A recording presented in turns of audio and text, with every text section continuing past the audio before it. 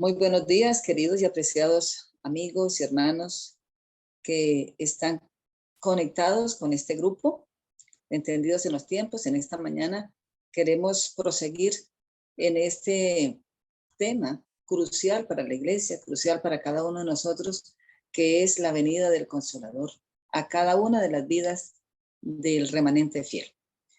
Hoy vamos a entender cómo el Espíritu Santo ha sido dado y fue dado para que todos pudiéramos tener ese bello don en nuestra vida. Y sin él, pues no podemos proseguir. Ayer estudiamos que el supremo don de Cristo, en Lucas 11, el Señor, los discípulos querían saber por qué Jesús tenía tanto poder. Y miraban a Jesús orando cada día, en la madrugada, dijeron, debe ser la oración. Y entonces ellos le dijeron, Señor, enséñanos a orar. Y el Señor les enseña a orar, pero les da un ingrediente esencial, el supremo poder que él tenía, que era el poder del Espíritu Santo. Y al final les hacía yo un desafío, pues con el mismo capítulo, hermanos queridos, que debemos pedir, buscar y llamar para que el Espíritu Santo pueda ser derramado sobre cada uno de nosotros. Hoy vamos a ver cómo vino el Espíritu a los discípulos y cómo el Espíritu puede venir a nosotros como discípulos de Cristo en este tiempo. Vamos a leer varios versículos consecutivos de este maravilloso evento. Lucas 24, 45 al 53. Vamos a leer.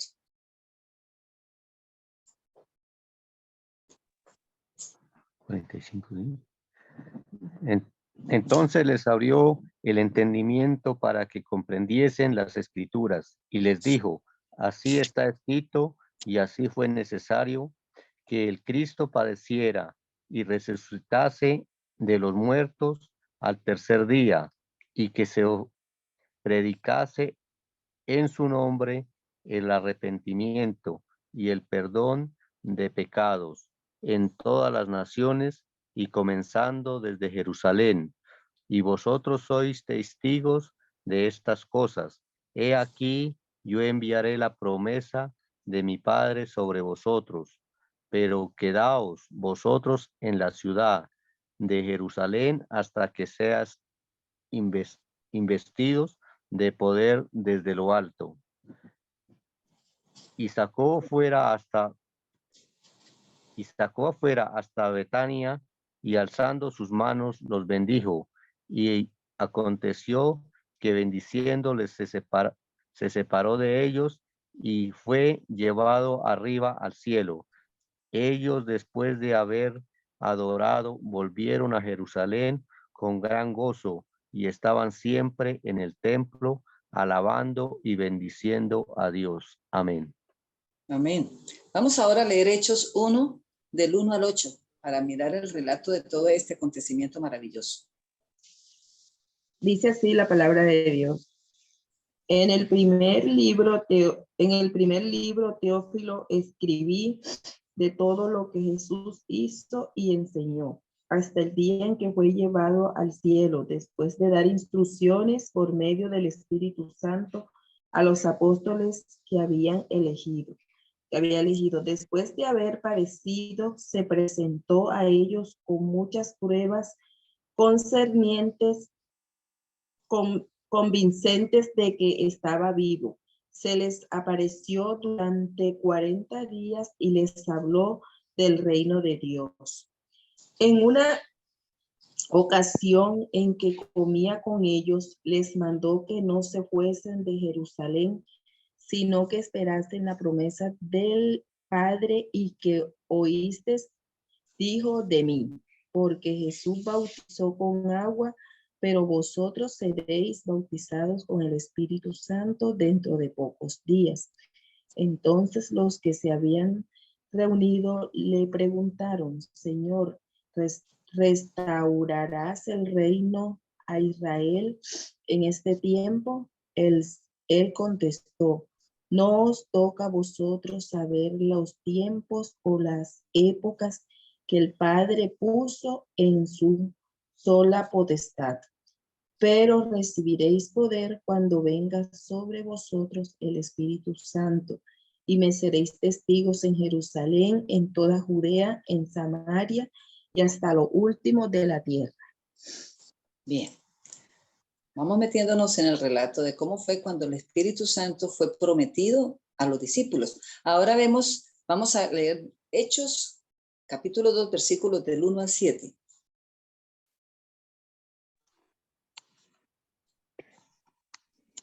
Buenos días, hermanitos. Hola. Hechos 2, Sí, señor. del 1 al 7. Cuando llegó el día de Pentecostés, estaban todos juntos en el mismo lugar. Y de repente vino del cielo un estruendo como de un viento impetuoso y llenó la casa donde estaban. Y les aparecieron lenguas como de fuego y que se repartieron y se posaron sobre cada uno de ellos.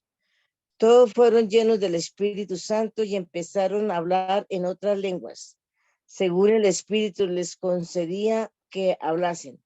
Residían entonces en Jerusalén judíos piadosos, venidos de todas las naciones bajo el cielo. Al producirse ese estruendo, se juntó una multitud y estaban confusos, porque cada uno los oía hablar en su propia lengua. Estaban atónitos y maravillosos y decían: ¿no son galileos todos estos que hablan? ¿No son galileos todos estos que hablan? Fue la pregunta. Versos 11 al 18.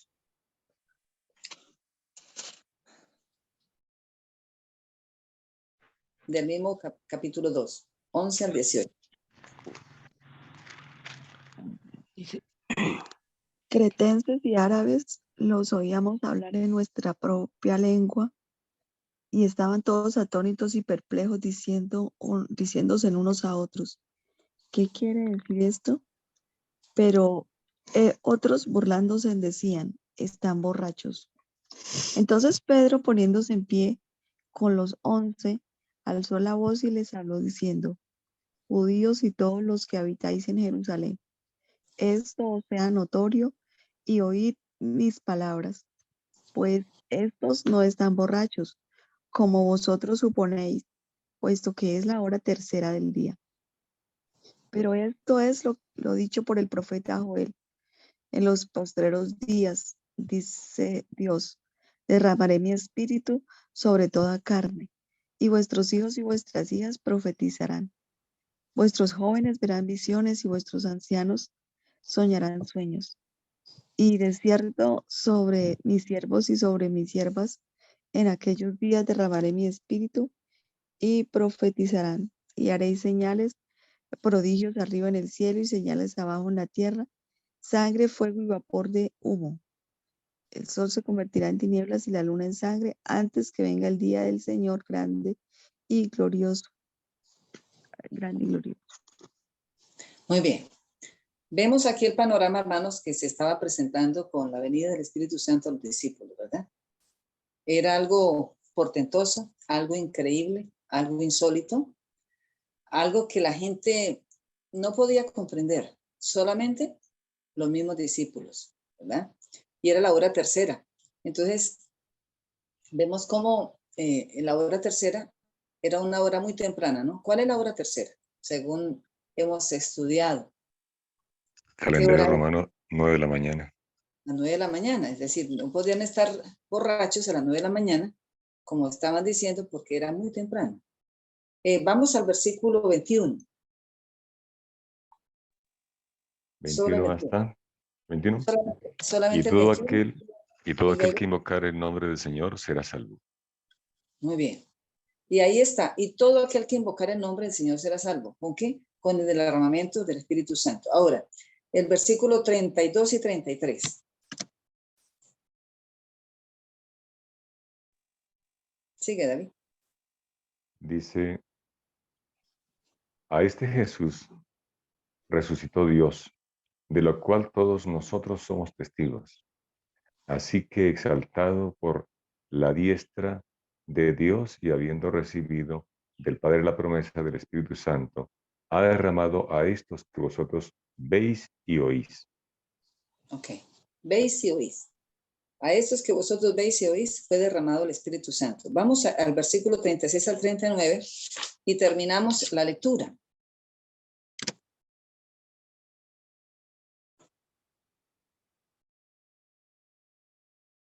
Voy a leer. Dice, sepa pues ciertísimamente toda la casa de Israel que a este Jesús, a quien vosotros crucificasteis, Dios lo ha hecho Señor y Cristo. Al oír esto se compungieron de corazón y dijeron a Pedro y a los otros apóstoles, hermanos, ¿qué haremos? Pedro les dijo, arrepentíos y bautícese cada uno de vosotros en nombre de Jesucristo para perdón de los pecados y recibiréis el don del Espíritu Santo, porque para vosotros es la promesa y para vuestros hijos y para todos los que están lejos, para cuantos el Señor nuestro Dios llame. Muy bien. Porque para vosotros es la promesa y para vuestros hijos y para todos los que están lejos, para cuantos el Señor nuestro Dios llamare. La promesa del Espíritu Santo abarca una gran cantidad de personajes o de personas que pueden llegar a tener esta promesa, ¿verdad? Para vosotros, dice, para vuestros hijos y para todos aquellos que estén lejos.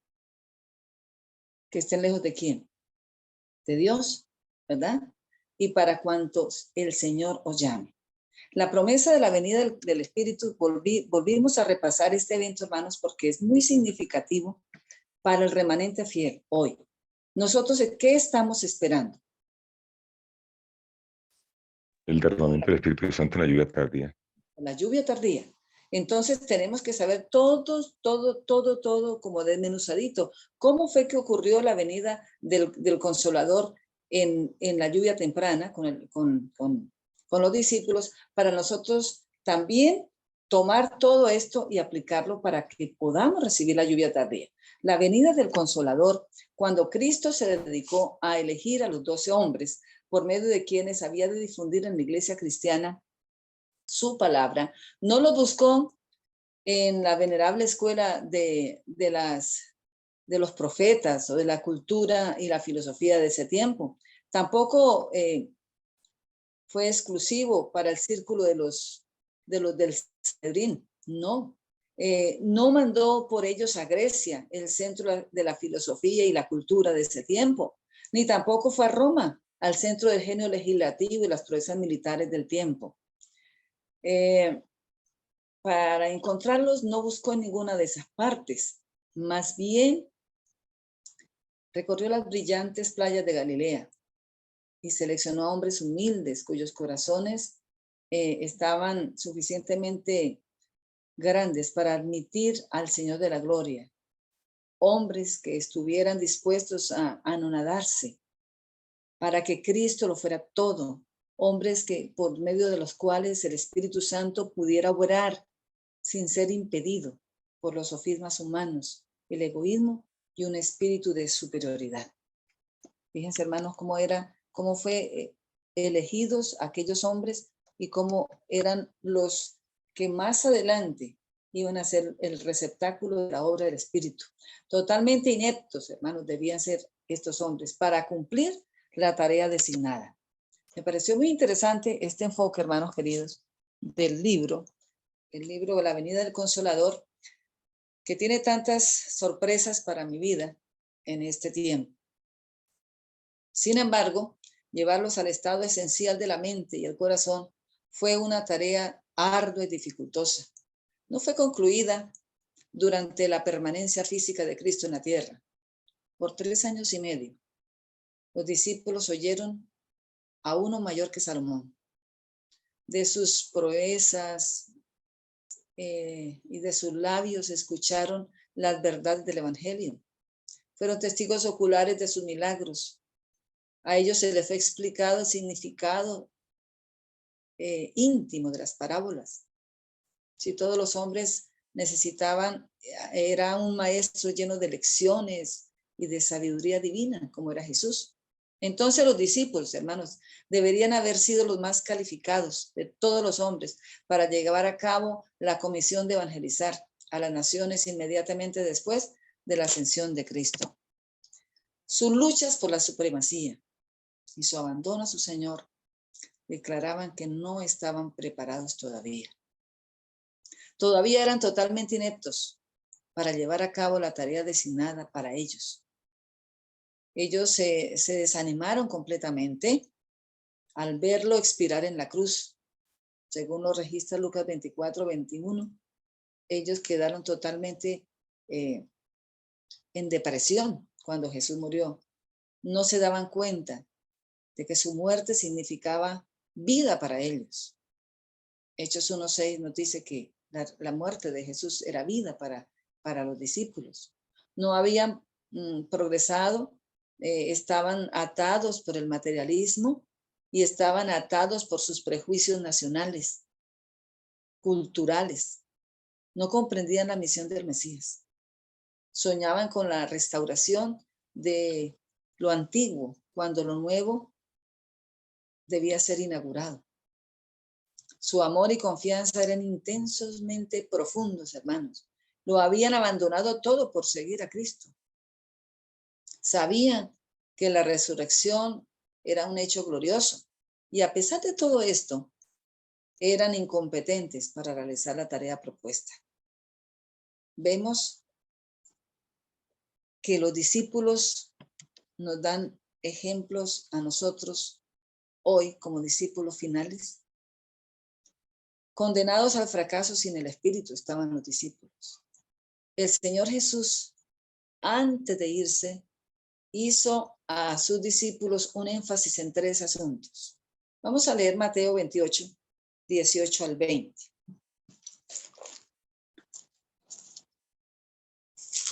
Ese énfasis, hermanos, es el mismo énfasis que el Señor nos quiere hacer a nosotros hoy como los discípulos finales de la hora undécima.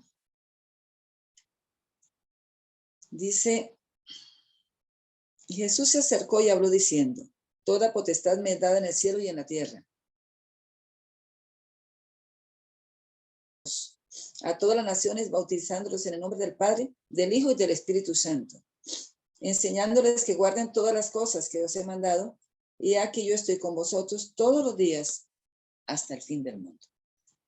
Hay que notar por lo menos 3 cosas importantes de estos versículos. Primero, que los discípulos necesitaban un poder que morara en ellos, y era el poder de Cristo. Cristo se iba, pero dejaba su poder. Por lo tanto, en segundo lugar, debían enseñar y bautizar, no solo en el nombre del Padre y del Hijo, sino también en el nombre del Espíritu Santo, por el cual ese poder sería aplicado. Tercero, debían enseñar la observancia de las cosas que Cristo había mandado, solo a través del ministerio restaurado predicho por Juan el Bautista. En Lucas 24, 29 lo explica. Esperad hasta que seáis investidos. No importa cuánto tendrían que esperar por la promesa. Tenían que esperar. ¿Qué? Esperar en un mundo inmensamente grande para conquistar. Esperar desesperaba. La espera desespera. Pero estaban condenados al fracaso, a menos que esperar.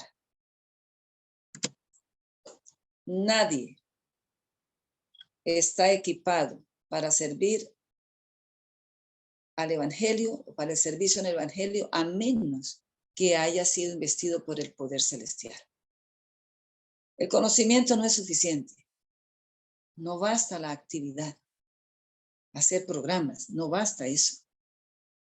Uno debe poseer el Espíritu Santo Ni siquiera la autoridad para echar fuera demonios era suficiente para ellos. La iglesia está hoy obedeciendo hace mucho tiempo un mandato. Es id. Pero todavía no ha sentido la solemnidad de obedecer el segundo mandato. Esperad. Que constituye su colorido inseparable. En la página 81 de este libro, vamos a leer algo hermoso que encontré, que condensa lo que estamos hablando. Lo que necesitamos es el bautismo del Espíritu Santo. Sin él, no estamos más preparados para ir ante el mundo que los discípulos estaban después de la crucifixión del Señor. Jesús conocía su destitución y les dijo que esperaran en Jerusalén hasta que fueran investidos del poder de lo alto. David Algera, página 18 de febrero de 1890. La predicación de la palabra sería inútil sin la continua presencia y la ayuda del Espíritu Santo. Esto es lo único. Este es el único maestro eficaz de la verdad divina. Únicamente cuando la verdad vaya al corazón, acompañada por el Espíritu, vivificará la conciencia y transformará la vida. Deseo a todas las gentes, página 625. Con respecto a lo mismo, la siguiente declaración es importante. Resulta especialmente escudriñadora. Si el poder divino no se combina con el esfuerzo humano, yo no daría un ápice por todo lo que el mayor de los hombres pudiera hacer. El Espíritu Santo, la falta de él, el Espíritu Santo falta en nuestra obra, dice la sierva del Señor.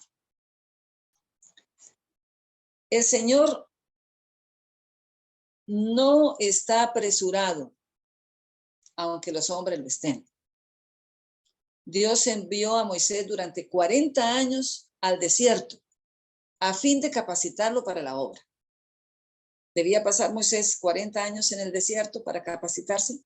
Claro, su corazón estaba corrompido, por así decirlo, de la enseñanza egipcia. Él no estaba listo para hacer la obra. Solo el Espíritu Santo podía capacitarlo en el desierto. Pablo estuvo 3 años en Arabia para que el Señor lo capacitara para ir a hacer una obra misionera mundial en ese tiempo, mientras el mundo esperaba en tinieblas. El mismo Jesús duró 30 años preparándose para hacer un trabajo en 3 años y medio. ¿Cómo pueden hombres falibles y pecadores atreverse a tratar de ganar almas sin el poder del Espíritu Santo? ¿Cómo nos atrevemos a apresurar y a emprender una obra donde Jesús y los apóstoles temieron pisar? Esto me puso a pensar, queridos hermanos. Muchas veces las obras humanas fracasan porque no tenemos la guía del Espíritu Santo, porque no esperamos escuchar la voz del Espíritu Santo para avanzar. El Paráclito debe elegir y utilizar. Nosotros no debemos elegir, no debemos pedir ser utilizados. Él nos utiliza cuando nosotros estamos clamando, llamando y esperando. Cuando los discípulos llenaron la vacante que había dejado Judas, lo hicieron por su propia iniciativa. Jesús les dijo que no dieran ningún paso hasta la promesa, hasta que la promesa del Espíritu Santo fuera cumplida. Ellos eligieron sin el Espíritu Santo a Matías. Y 3 años después, el Señor mismo llama a Saulo de Tarso. Gálatas 1:1 lo declara. Y ese hombre, Pablo, el que apareciera de la nada, más bien de ser perseguidor, de ser un perseguidor a ser perseguido, aparece en Jerusalén y ahora él es el 12º apóstol que sí aparece allí en la Nueva Jerusalén. Esta es una elección de la iglesia. Esta es una elección de Cristo. Pues claro, era Cristo quien lo había elegido, no la iglesia, no los discípulos. Pablo tiene su puesto allí en las 12 columnas de la santa ciudad. El nombre de Pablo está allí, no el de Matías. Ahora, hermanos, en las iglesias hoy día, como cuando hacemos elecciones de los dirigentes, ¿será que el Espíritu Santo es el llamado para que podamos hacer bien la elección? Por esta razón estamos enfrentando una cruenta apostasía hoy día en el pueblo de Dios. Son los líderes que están allí los que son llamados bajo la dirección del Espíritu Santo. O nos estamos apresurando, como los discípulos al llenar vacantes. Se nos olvida quién debe dirigir la iglesia. Lo leemos en Apocalipsis 2:1. La iglesia no debe ser dirigida por hombres. La iglesia debe ser dirigida por el Espíritu Santo, que usa a los hombres. Escribe al ángel de la iglesia en Éfeso, el que tiene las 7 estrellas en su diestra, el que anda en medio de los 7 candeleros, dice esto.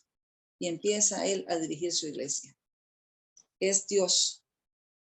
Cristo está en medio de su iglesia a través del Espíritu Santo. El Pentecostés es el día inaugural del Espíritu. Fue allí como el Espíritu Santo se inaugura como administrador divino de la iglesia. El único vicario divino, verdadero, de Cristo en la tierra. La administración total de la iglesia ha sido confiada antes de que Cristo regrese al Espíritu Santo. Ayer miramos, hermanos, cómo el diablo ha querido suplantar al vicario de Cristo, colocando al papado como vicario de Cristo en la tierra. Cómo luego el Señor levanta la reforma a través de Martín Lutero y Wesley, con el propósito de llevar al ser humano a la reforma y a la santificación. Pero luego levanta la iglesia adventista para hacer un balance entre las dos, y así el pueblo de Dios pueda llegar a recibir el Espíritu Santo al final del tiempo. Pero el diablo ha querido polarizar la iglesia adventista en este momento también, porque el enemigo no quiere que la iglesia reciba el don del Espíritu Santo al final del tiempo. No quiere que llegue la lluvia tardía, porque sabe que entonces el tiempo se acabó. Pero vamos a entender aquí algo muy importante, queridos hermanos. Él ha ocupado desde el Pentecostés una posición enteramente nueva, pero puede abrazar sin restricción a través de los seres humanos que le hayan considerado o concedido más bien una posesión completa en sus vidas y sobre quienes puede ejercer y controlarlo en absoluto.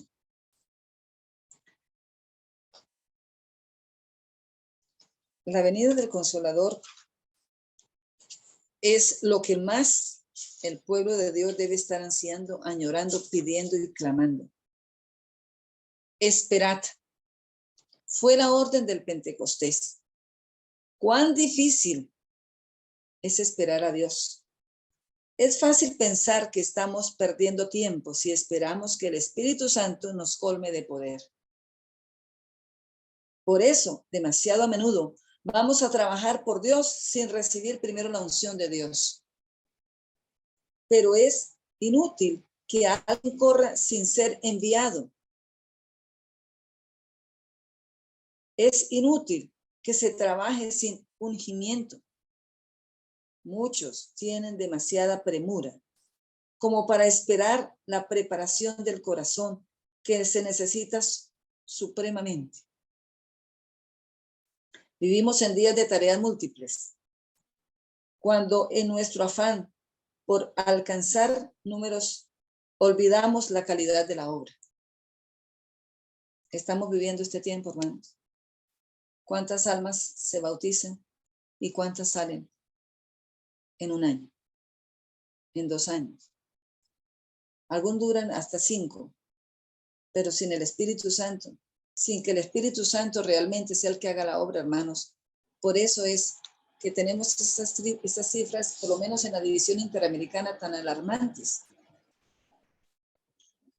El 90% están desertando de los que entran, hermanos. Casi todos. ¿Por qué? Porque no estamos siendo usados como obreros en la viña por el Espíritu Santo. Vivimos en días de múltiples tareas. Es privilegio nuestro creer en Dios. Cuando Jesús estaba por ascender al cielo, antes de dejar a sus discípulos, los cuestionó con la tarea de llevar el evangelio a todas las naciones, lenguas y pueblos. Les dijo que esperaran en Jerusalén hasta que fuesen investidos por el poder de lo alto. En esta tarea, esta era la condición esencial para la tarea, para que tuviera éxito. La santa unción debe descender sobre los siervos de Dios. Todos los que tienen una parte en la tarea de proclamar la venida del Señor en las nubes de los cielos deben proseguir este mismo curso de acción. Lo que hicieron los discípulos, lo que ocurrió con ellos debe ser para nosotros el ejemplo, porque se ha de preparar a un pueblo para estar en pie en el gran día de Dios. Aunque Cristo había prometido a sus discípulos que recibirían el poder del Espíritu Santo, esta promesa anulaba la necesidad, la necesidad de la oración. Oraron tanto más fervientemente y persistieron unánimes en la oración. Todos, hermanos, debemos pedir al Espíritu Santo en oración, clamar por el Espíritu Santo. También deben proseguir orando los que ahora están ocupados en la solemne tarea de preparar al pueblo para la venida del Señor. Los primeros discípulos estaban todos en un mismo ánimo. No especulaban acerca de cómo se cumpliría la bendición prometida. Es decir, no había un plan del uno, otro plan del otro. Todos estaban en el mismo plan.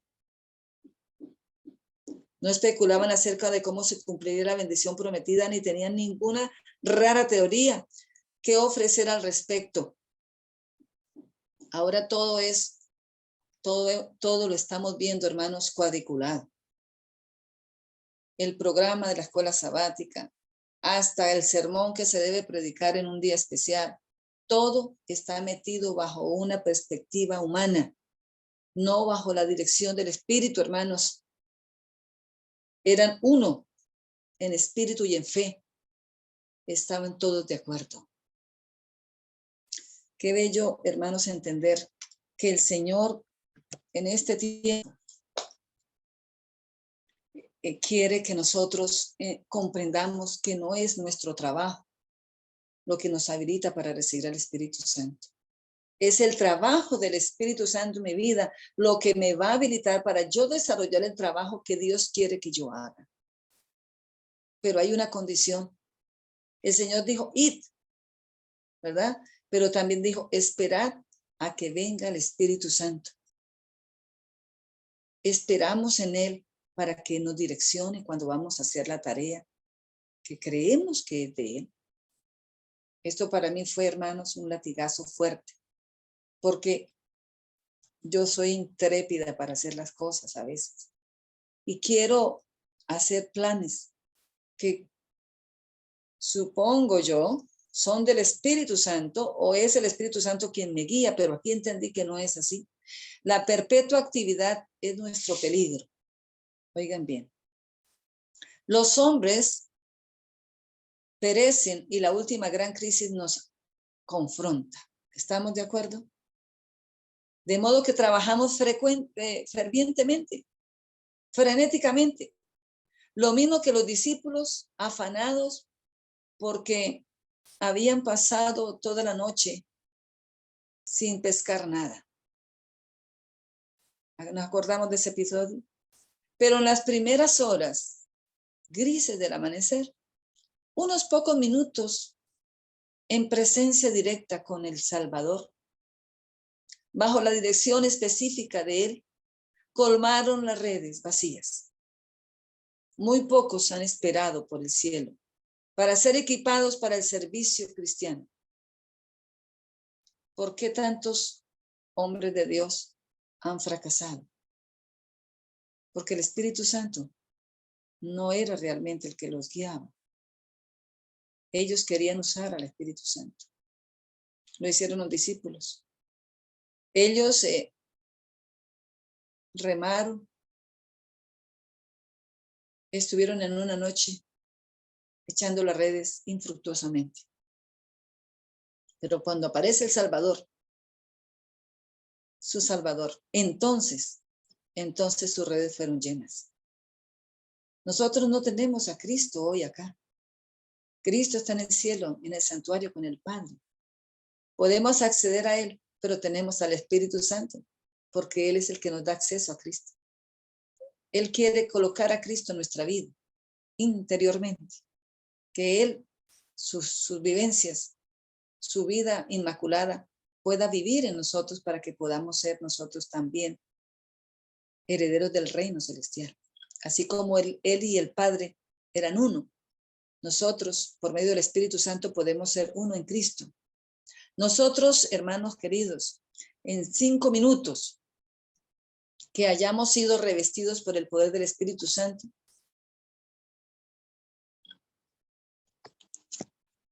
que lo que nosotros hayamos recibido en una semana lo podemos tener en 5 minutos con el poder del Espíritu Santo. Aunque el amor verdadero comienza en la cruz, todo servicio genuino comienza en nuestro Pentecostés personal. Vamos a la cruz y es lo más maravilloso que podemos nosotros tener cuando entendemos el sacrificio de Cristo. Pero todo servicio genuino comienza en nuestro Pentecostés personal. Es decir, en la obra que permitamos al Espíritu Santo que haga diariamente en nuestras vidas, en nuestra mente, en nuestro corazón. La religión legal no responderá a las necesidades de esta época, hermanos. Podemos cumplir todos los actos exteriores de servicio y estar, sin embargo, destituidos de la influencia vivificadora del Espíritu Santo, como estaban destituidos de rocío y lluvia las colinas de Gilboa. ¿Dónde era que debían esperar los discípulos para recibir el Espíritu? ¿En qué lugar? Hermanos, en Jerusalén. En Jerusalén, donde mataron a Cristo, donde ellos fueron perseguidos, donde muchos después murieron. Ahí era que tenían que esperar el Espíritu Santo. El Señor hace cosas tan asombrosas como esto. ¿Por qué no los llevó afuera al campo a darles el Espíritu Santo? Era donde ellos estaban, donde ellos vivían, donde estaban trabajando hasta ese momento, que el Señor quería enviar el Espíritu Santo para ellos. Ese derramamiento para que todas las personas que estaban allí pudieran por testimonio y por palabra ver el gran poder del Espíritu Santo en los discípulos de Cristo.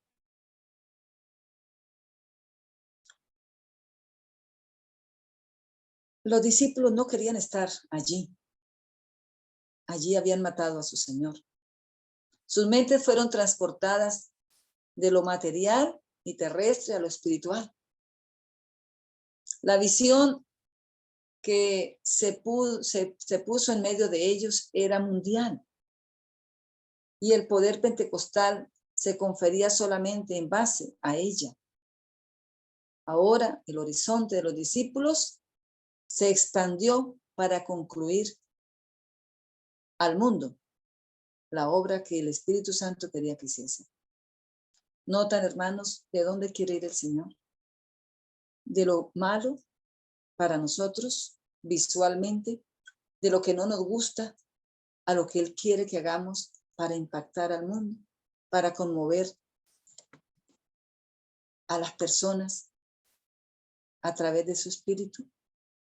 Por eso, el Espíritu Santo visitó a la iglesia apostólica con la lluvia temprana y vendrá en forma de lluvia tardía cuando la iglesia remanente posea esta misión, esta misma visión espiritual.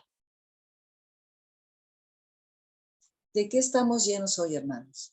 De tareas, de perplejidades, de angustias, de cosas, hermanos, y aún haciendo la obra nos estresamos.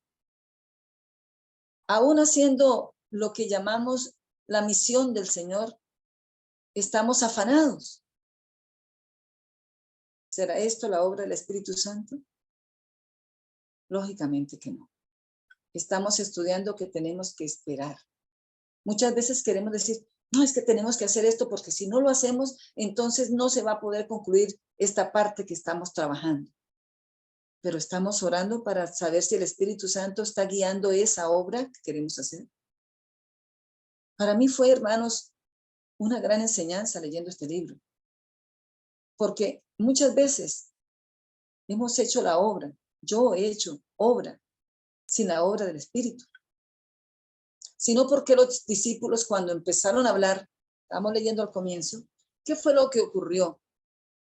¿Qué fue lo que ocurrió en Jerusalén? Algo portentosamente extraordinario, hermanos.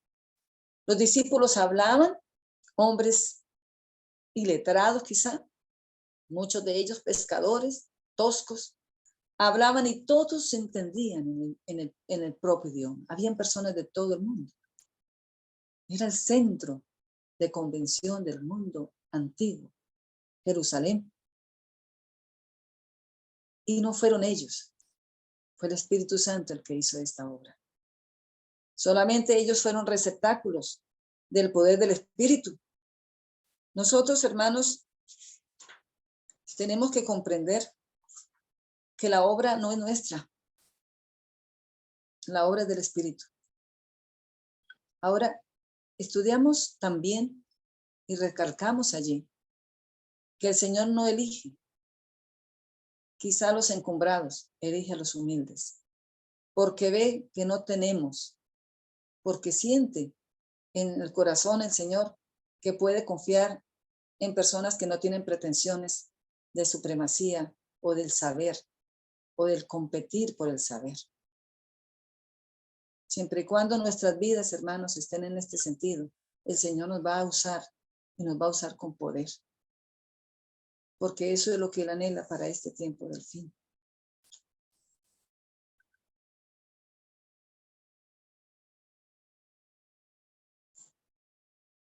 El 29 de marzo de 1848 no corrió agua sobre las grandes cataratas de Niágara.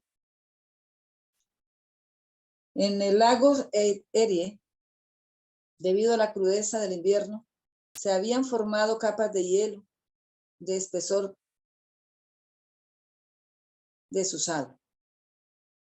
Pero cuando el viento lo rompió, grandes trozos de hielo se amontonaron a la entrada del río Niágara, formando allí un formidable dique gélido.